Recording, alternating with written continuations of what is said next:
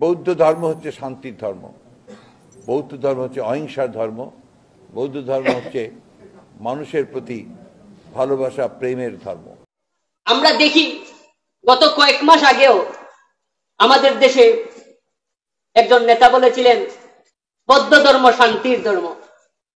তিনি একজন মুসলমান, তিনি 95% মুসলিম প্রধান দেশের নেতা, তিনি একটা সংখ্যাগরিষ্ঠ দলের নেতা। তিনি বললেন বৌদ্ধ ধর্ম শান্তির ধর্ম।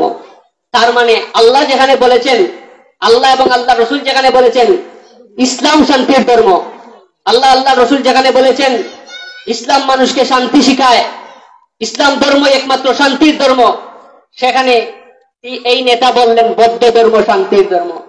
তার মানে এই নেতার কথায় প্রমাণ করলো ইসলাম শান্তির ধর্ম নয়, বৌদ্ধ শান্তির ধর্ম। তিনি আল্লাহ এবং আল্লাহর রাসূলের বিপরীত, আল্লাহ রাসূলের বিপরীত চলে গেলেন। আচ্ছা, এই পৃথিবীতে কেউ আল্লাহ এবং আল্লাহর রাসূলের বিপরীতে গিয়ে তার অস্তিত্ব ঠিক রাখতে পেরেছে? পারে নাই।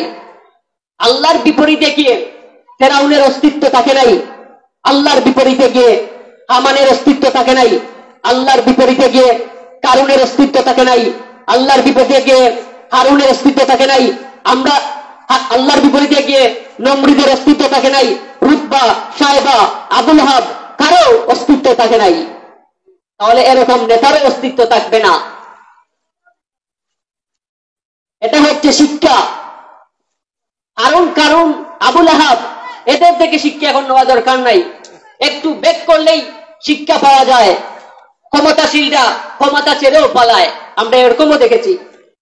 তো শিক্ষা বাস্তবতা থেকেও নেওয়া যায়, শুধু ইতিহাস পড়ে শিক্ষা নেওয়া হয় না।